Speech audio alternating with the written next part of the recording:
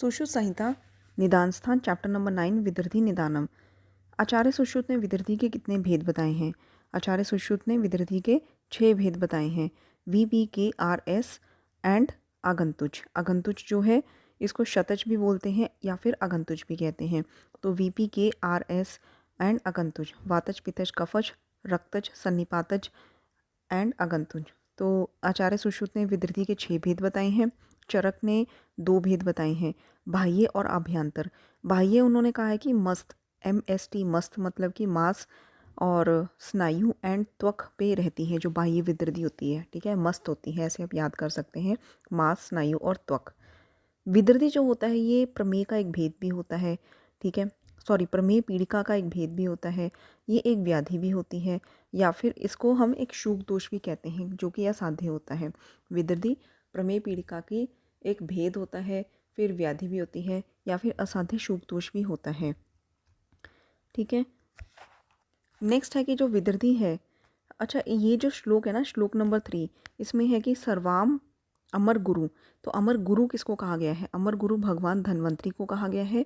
और अमर प्रभु हमने पढ़ा था चरक सूत्र 1 में, दीर्घ जीवित अध्याय में, उसमें अमर प्रभु जो है भगवान इंद्र को कहा गया है। ठीक है, वहाँ पे अमर प्रभु भगवान इंद्र को कहा गया है और देवता इंद्र देवता को कहा गया है अमर प्रभु, और यहाँ पे अमर गुरु भगवान धन्वंतरी को कहा गया है। विदर्धी की संप्राप्ति क्या होती है? देखिए, विदर्धी में 4 दूषे होते हैं। ठीक है, जो कि अस्थि में आश्रित रहते हैं। कौन से दूषे होते हैं? त्वक, रक्त, मांस और मेद। आप ऐसे याद कर सकते हैं कि तेरी मेम की विदर्धी अस्थि में रहती है, क्योंकि ये विदर्धियाँ जो होती हैं ना, ये अस्थि का आश्रय अस्थि ये 4 दूषे जो होते हैं, सॉरी, ये अस्थि में आश्रित होते हैं। जो विदर्धी है इसके 4 दूषे होते हैं जो कि अस्थि में आश्रित होते हैं। 4 दूषे कौन से होते हैं? त्वक, रक्त, मांस और मेद। तेरी मेम की विदर्धी अस्थि में आश्रित है, त्वक, रक्त, मांस और मेद। ठीक है, ऐसे आप याद कर सकते हैं, त्वक, रक्त, मांस, मेद, ये 4 दूषे होते हैं जो कि अस्थि में आश्रित रहते हैं। तो मिथ्या आहार विहार के करने से अत्यंत हुए जो वात आदि दोष होते हैं दूषित हो जाते हैं, कुपित हो जाते हैं। फिर ये प्रथम पहले त्वचा में, फिर रक्त, मांस और मेद धातु को दूषित करके अस्थि के अंदर आश्रित होकर धीरे धीरे भयंकर शोथ उत्पन्न करते हैं। जब यह शोथ महामूल पीड़ा युक्त गोल अथवा आयत हो जाता है, दीर्घ फैल जाता है, तब जो विद्वान लोग हैं उसे विदर्धी कहते हैं। पृथक पृथक दोषों से 3 या तीनों मिलित दोषों से, एक शत से या रक्त से एक, ऐसे वह विदर्धी 6 प्रकार की होती है। तो सिंपल ये है कि 4 दोषे होते हैं जो कि अस्थि के आश्रित रहते हैं। मिथ्या आहार विहार किया, वात आदि दोष जो है प्रकोपित हुए, और वात आदि दोष प्रकोपित होकर ये त्वचा में, रक्त में, मतलब ये दूषे को भी प्रकोपित करते हैं। त्वचा में, रक्त में, मांस में, मेद में, इन सबको दूषित करके अस्थि के अंदर चले जाते हैं, वहाँ पे शोथ उत्पन्न करते हैं। जब ये शोथ भयंकर हो जाता है, धीरे धीरे बढ़ जाता है, पीड़ा युक्त हो जाता है, तो उसको विदर्धी कहते हैं। तो दोष प्रकोपित हुए, दूष्य को भी प्रकोपित किया और अस्थि में जाके शोथ उत्पन्न कर दिया। अब अलग अलग विदर्धी के लक्षण बताएंगे। जैसे कि वातिक विदर्धी है, ये कृष्ण अरुण वर्ण की है।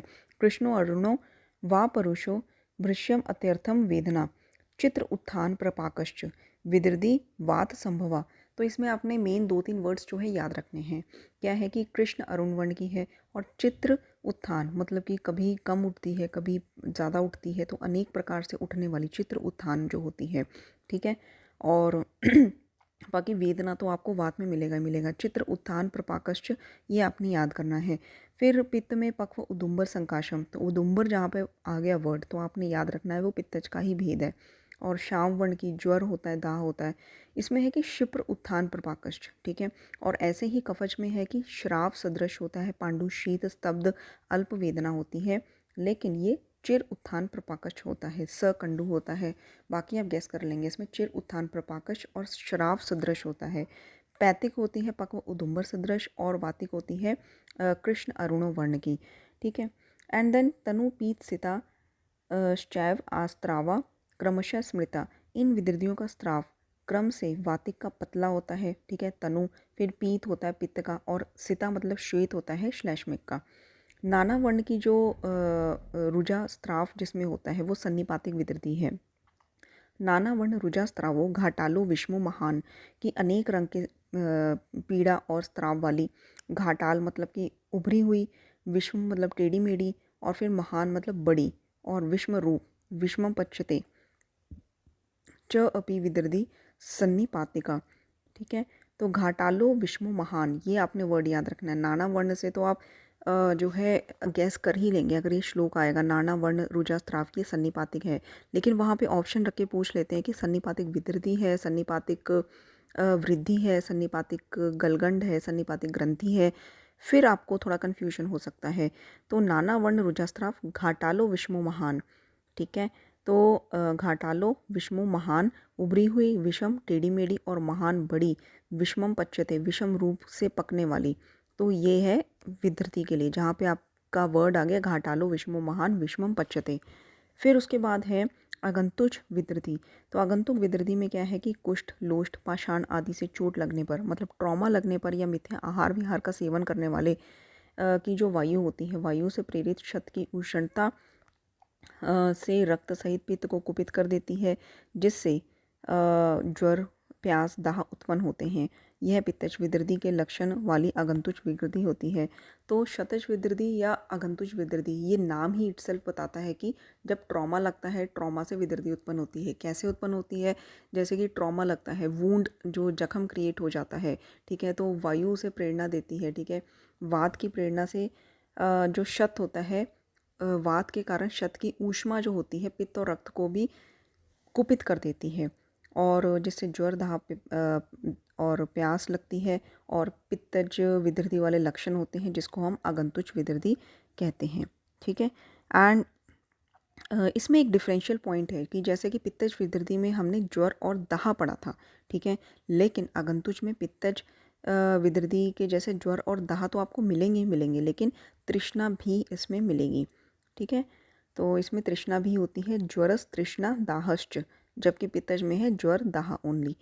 रक्तज विदृति, कृष्ण सफोट व्रत, मतलब कि काले फोड़े फुंसियों से युक्त, श्याम, तीव्र दाह रुजाकर, और पित्तज विदृति के लक्षणों से युक्त रक्तज विदृति होती है। तो आपने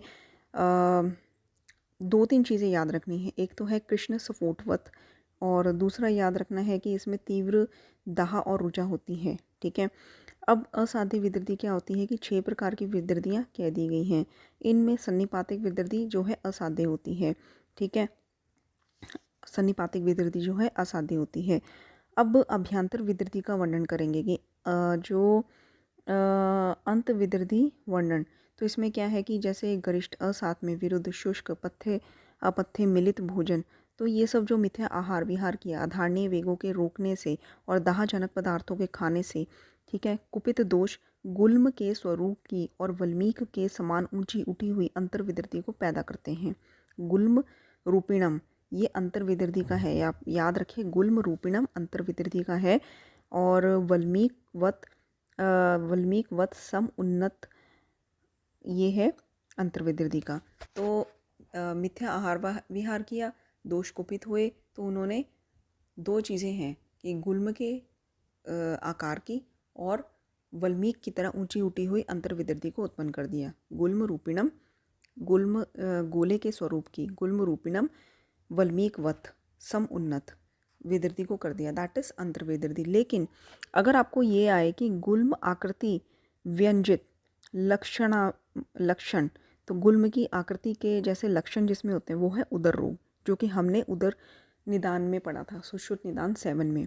तो गुल्म आकृति व्यंजित ये उदर में है, गुल्म रूपिणम ये है अंतर्विदृति में। अंतर्विदृति के कितने स्थान हैं? तो अंतर्विदृति के आचार्य सुश्रुत और वाग्भट ने 10 स्थान माने हैं, एंड आचार्य चरक ने 9 स्थान माने हैं। आचार्य चरक ने सेम ही सुश्रुत और वाग्भट वाले 9 माने हैं, उन्होंने एक गुदा जो है नहीं माना। ठीक है, और अंतर्विदृति के 10 स्थान हैं सुश्रुत और वाग्भट के अकॉर्डिंग, चरक के अकॉर्डिंग अंतर्विदृति के 9 स्थान हैं। ठीक है, एंड कालखंडा किसको कहा गया है? कालखंडा यकृत को कहा गया है। इसके बाद है कि नेक्स्ट है कि जैसे गुदा विदृति, गुदा के अंदर विदृति होने से क्या होता है कि मल का और वात का मार्ग अवरोध हो जाता है। तो अकॉर्डिंगली जैसे जिस स्थान पे विदृति होती है उसके लक्षण बताए गए हैं कि गुदा के अंदर विदृति होने से वात और मल का स्थान जो है अवरुद्ध हो जाता है, मार्ग अवरुद्ध हो जाता है। वस्ती में विदृति होने से मूत्र त्याग में कठिनता होती है, मूत्र की अल्पता होती है। और ये जो पॉइंट है ना कि नाभि में होने से हिक्का और आटोप होता है, तो ये पॉइंट थोड़ा सा आपको ध्यान में रखना है। इसमें कई बार क्वेश्चन पूछा जा चुका है ऑलरेडी। तो नाभि में विदृति होने से हिक्का और आटोप होता है, कुक्षी में हो तो वायु का प्रकोप होता है, वंशन में हो तो कमर और पीठ की तीव्र जकड़न होती है। ठीक है, कुक्षो मारुत कोपनम।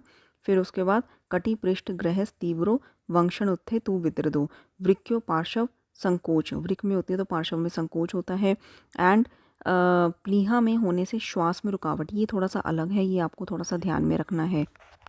प्लीहा उच्छ्वास अवरोधनम एंड सर्वांग ग्रहस तीव्रो हृदय शूलश्च दारुणम, कि हृदय में होने से सारे शरीर में तीव्र जकड़न और हृदय में दारुण शूल यकृत, दारुण और शूल होता है। यकृत में अगर हो तो इसमें क्या होता है कि श्वास और प्यास तथा क्लोम में विदृति होने से श्वास के सिवाय प्यास अधिक लगना।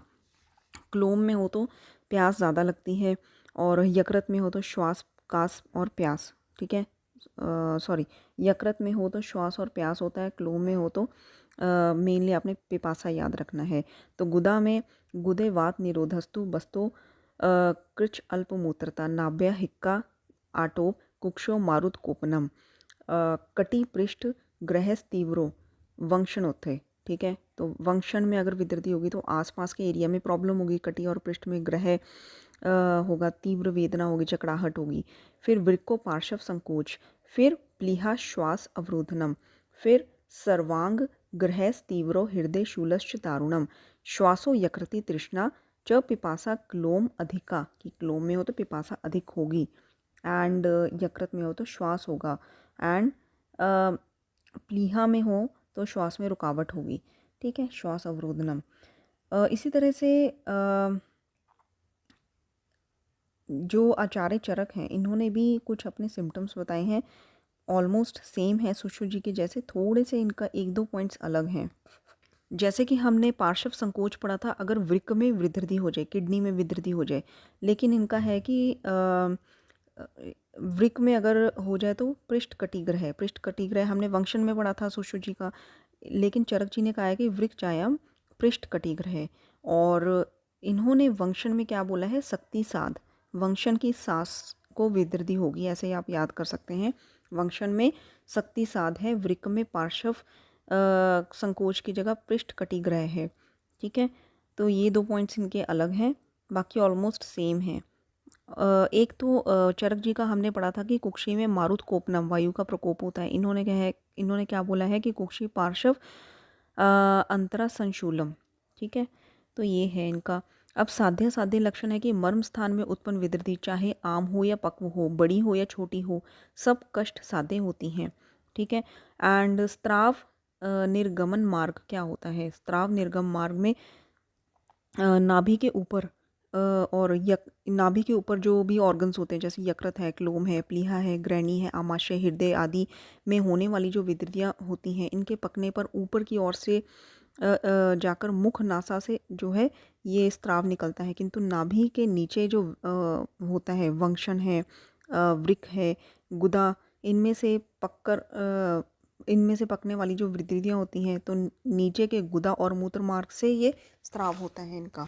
तो नाभि के ऊपर होने वाली विदृतियों में ऊपर से स्राव होता है, नीचे में नीचे से स्राव होता है, मेनली यही बताया गया है।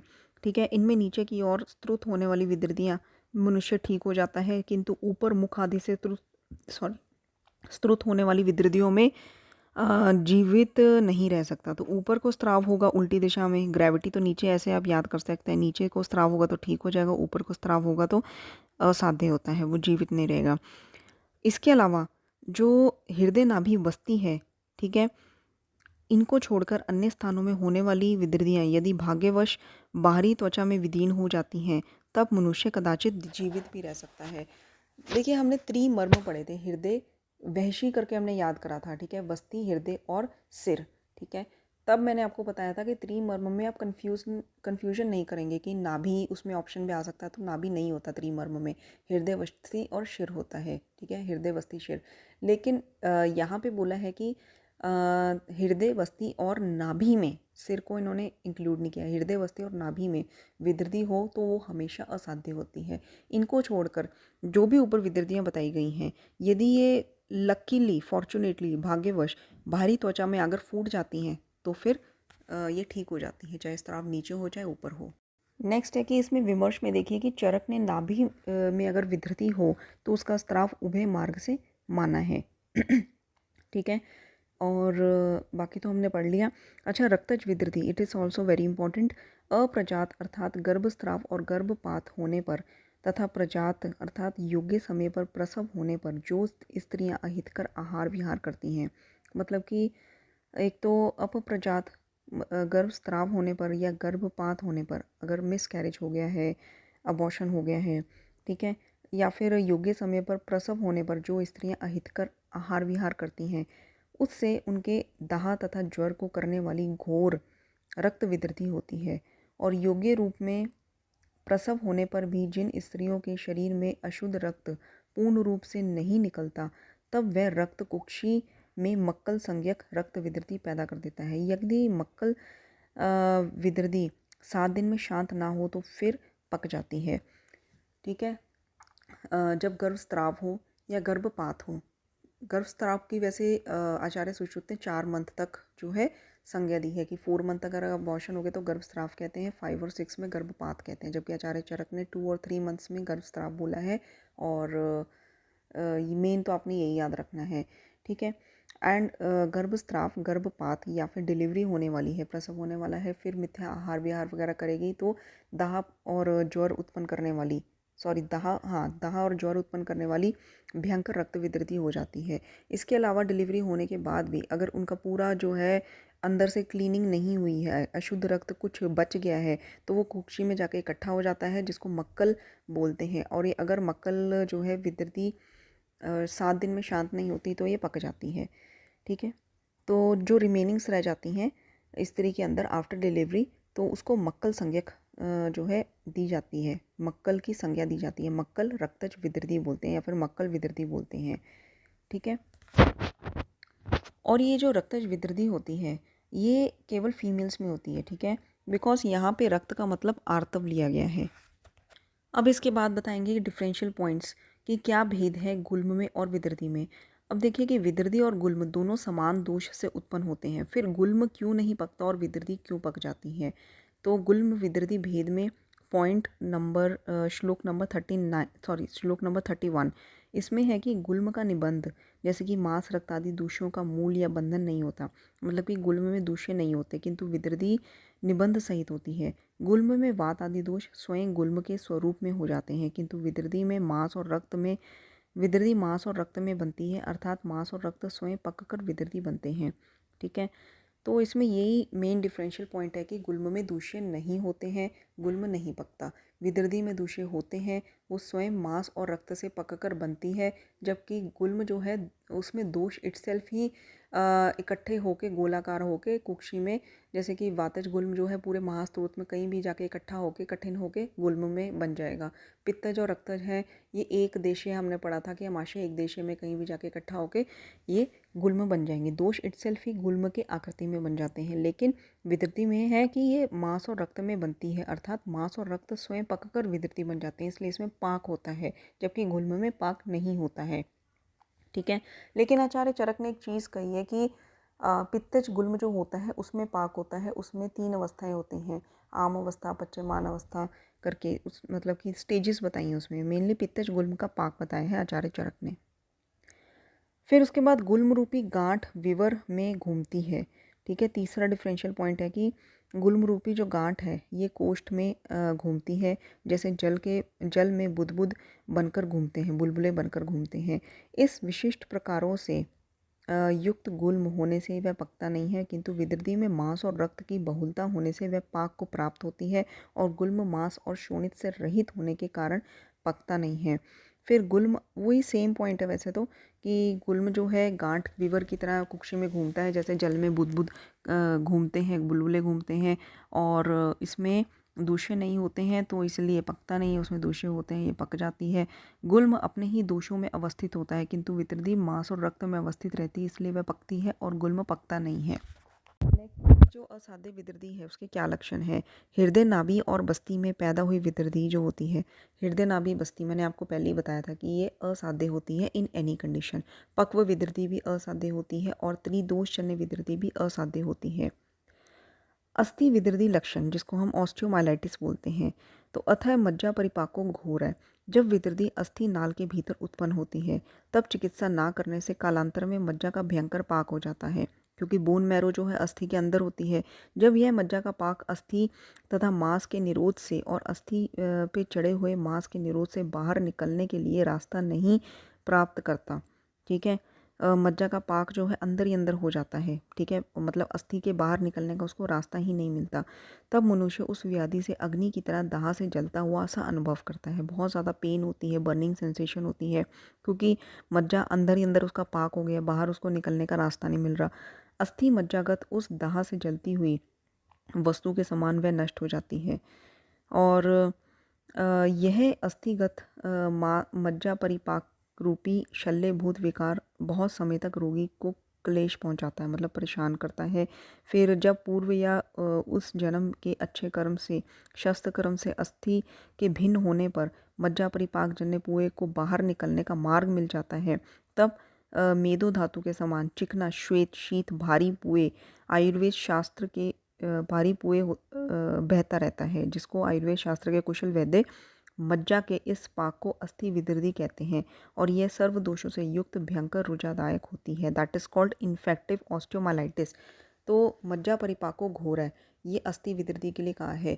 तो सिंपल सी बात है, आपको मैं सिंपल वे में समझाती हूँ कि बोन है, अस्थि है, जैसे उसके अंदर एक विदृद्धि होगी, उसका हमने इलाज नहीं किया तो अंदर ही अंदर वो मज्जा में भी पाक हो जाएगी, ठीक है। मज्जा का पाक जो होएगा उस अंदर ही अंदर मज्जा का पाक जो है उसका उसको बाहर निकलने का टाइम मतलब रास्ता नहीं मिलेगा, ठीक है।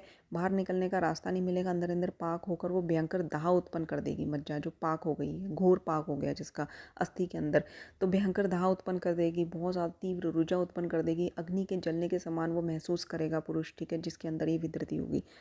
लेकिन अगर भाग्यवश उसके पूर्व जन्म के या इस जन्म के कर्म अच्छे हुए, सपोज़ कि उसकी सर्जरी होगी टाइमली डायग्नोस होके, तो सर्जरी में क्या होगा कि अस्थि को भिन्न करने से, मतलब कि किस शस्त्र से अस्थि को चीरा देने से, जैसे भी है, उसको रास्ता मिल जाता है, ठीक है, मज्जा पाक को बाहर निकलने का। तो वो मेद के जैसे चिकना सा स्त्राव पुए के जैसा बाहर निकलता है और मज्जा के इस पाक को हम अस्थि विदृद्धि कहते हैं और ये सर्व दोषों से युक्त और भयंकर रुजादायक होती है।